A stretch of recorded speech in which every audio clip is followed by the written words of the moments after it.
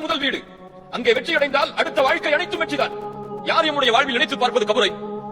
மன்னரைகளை சந்தித்து மரணத்தை நினைவு கூறுங்கள் என்று ரசூலுல்லாஹி ஸல்லல்லாஹு அலைஹி வஸல்லம் சொன்னார்களே.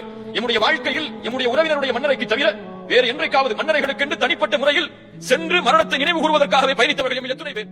உலகம், இந்த உலகத்துடைய ஆசைகள், உலகத்தின் மோகம், நிரந்தரமாக வாழப் போகின்றோம் என்பதை நாம் மறுத்தும் அந்த எண்ணம் எம்மை வாழ வைத்துக் கொண்டிருக்கிறது. இந்த உலகத்துடைய பிணைப்போடு ரசூலுல்லாஹி ஸல்லல்லாஹு அலைஹி வஸல்லம் கபருடைய வேதனையை குறித்து பல செய்திகள் சொன்னார்கள். அதில் ஒரு செய்தி புகாரி ரஹிமஹுல்லாஹ் பதிவு செய்கிறார்கள். ரசூலுல்லாஹி ஸல்லல்லாஹு அலைஹி வஸல்லம் சொன்னார்கள், வலகத் ஊஹிய இலைய, எனக்கு வஹி மூலமாக கொடுக்கப்பட்டது, அன்னக்கும் துஃப்தனூன ஃபில் குபூர், நீங்கள் கபர்களில் சோதிக்கப்படுவீர்கள். சொன்னது யார்? ரசூலுல்லாஹி ஸல்லல்லாஹு அலைஹி வஸல்லம். கபர்களில் நீங்கள் சோதிக்கப்படுவீர்கள். எப்படி?